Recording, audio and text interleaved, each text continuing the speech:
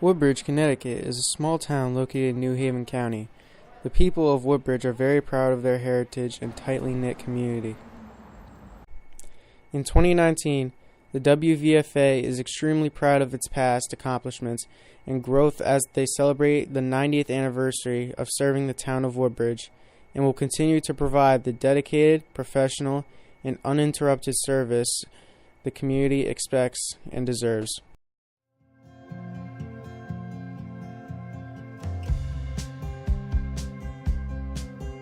Prior to 1929, the town of Woodbridge had no formal fire service. Either landowners had to extinguish their own blazes with the help of their neighbors or rely on aid from neighboring towns.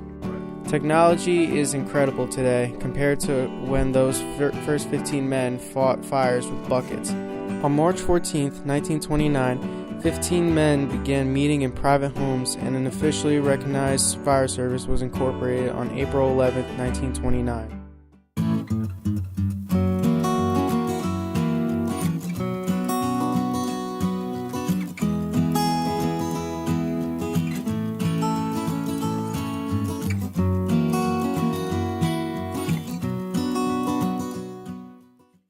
Membership included an active member roster, associate members, and for some time, a ladies' auxiliary. Their only equipment was 6 pails, 6 sprinkling cans, and 6 handheld water pumps.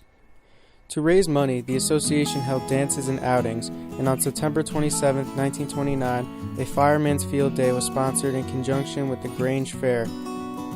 After a fire the day after, the townspeople immediately called for an emergency conference in the courtroom of the town hall. A plan was put forth to purchase a fire truck, and soon a 2-week-long fundraising campaign was held. Shortly thereafter, the Locomobile touring car was purchased. The firefighters converted themselves into what they referred to as the squad wagon and equipped it with the necessary yet meager gear of the day, including a 165-gallon booster tank and a 75-gallon per minute pump.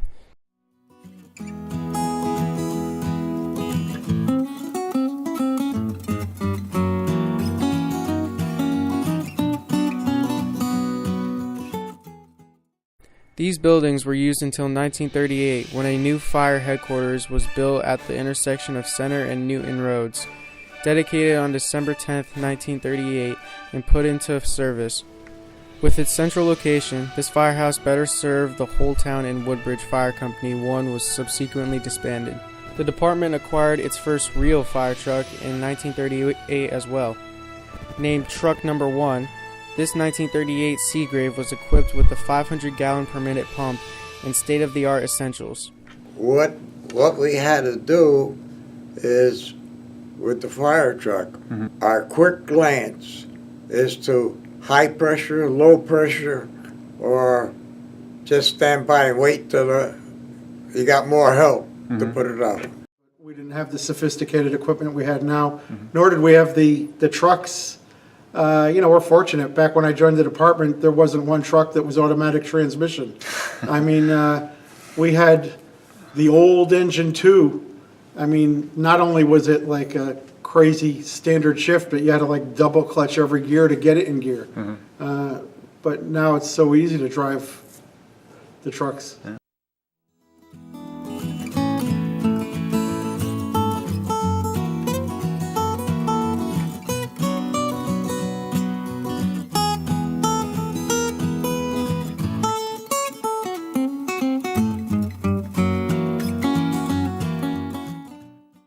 So the fire service has actually changed greatly in the last 20 years. It's just night and day. And just being chief, it's a huge stress component, just because you're responsible for everybody on the fire scene to make sure at the end of the night everybody goes home and keep everybody safe. So it's a lot of pressure, I can tell you that.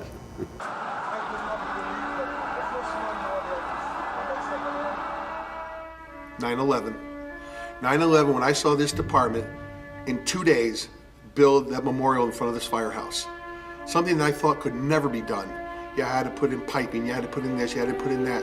And in 2 days, this department put together, before Memorial Day, a memorial thing out front with the building pieces from the North Tower and put it all together. I was so proud of this department. Everybody chipped in. Nobody decided to go home. Everybody was here for 24 hours, and nobody said a word. What you learn is it becomes more of a family, so you want to, and your family is basically a lot, and you wanted to make your firehouse nicer, you wanted to have best of equipment, best of training, and everything else, so that's basically where it comes from. When Superstorm Sandy canceled Halloween trick-or-treating, Woodbridge Fire stepped up to host their first truck-or-treat for the entire Woodbridge community. Today, over 3,000 people attend this annual event, which has significantly grown to include a fireworks show. Each year, Woodbridge firefighters visit needy families at Christmas and deliver gifts with Santa and Mrs. Claus, collect toys for the toy closet at Yale New Haven Children's Hospital, and assist in numerous other town events. In 2016, when a young Woodbridge resident was diagnosed with neuroblastoma at 9 months old, Woodbridge Fire joined forces with the volunteer fire departments in Bethany and Orange to raise awareness about childhood cancers and bring relief to those families. Each department covered an engine in purple and gold with the theme Courage to Chloe, for not only Chloe, but other area children battling this dreaded disease. We'll always be there. No matter what troubles we have with any other departments in this town, what other troubles we have with money or anything like this department will always be there no matter what. There's a lot of relationships. I mean, everybody has a specific relationship to everybody else. When I first joined, looked up to Bob Conniff, who was a member. Bob is always rough around the edges, but he always led you in the right direction and treated everybody the same. So he was somebody we always looked up to and continually do. There's just so many relationships. Everybody has their own fit in here, and together everybody is basically whole. Two oldest guys in this department was Charlie Whiting and Bobby Conniff. Bobby Conniff. Those are the two guys that were here that were the oldest guys. They knew my mother, they knew the families, they knew us, and they kind of took me under the wing and started with that. Charlie was always a loud individual. Our radios at the time weren't very sophisticated, but Charlie's voice covered it. You could hear Charlie at any fire scene, front to back, and he would bark orders like any chief would. They helped me with, when you went down to a truck, they'd open up each side of a truck, they'd open up a compartment, they'd go through the compartment, and they were so funny. The two of them did this almost the same way. Pay attention! That's all I kept hearing was pay attention. And they'd tell you everything in the department, what's in each department, what was in there, what this is this for, what was that for, what was used for. And then at the end of the night, after all that, you'd go upstairs and you'd play cards and stuff. And that was the group. You always wanted to be with those guys. You always looked up to them because they knew the firefighting. I was just a kid. I was affiliated with Bethany Fire Department at the same time. I was a member up there because there's things we can do up there that we couldn't do down here. What kind of things?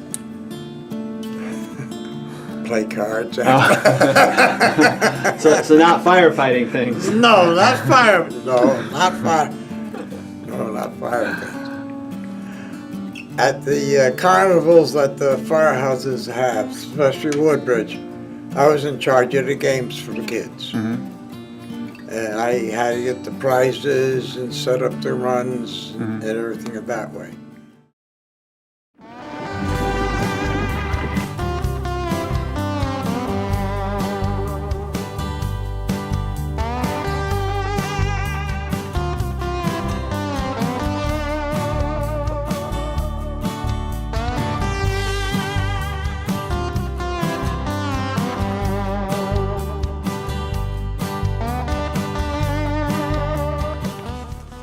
Do it because I want to do it. I want to supply a safety service to my family and every other family I know in town. and people look at you and say, are you a fireman? Yes, I am. And they thank you for the service. And that's just starting now. That'll people appreciate what you do and how you do it. I think previous to that, people took it for granted as you were paid and you do it. No, this is something I choose to do.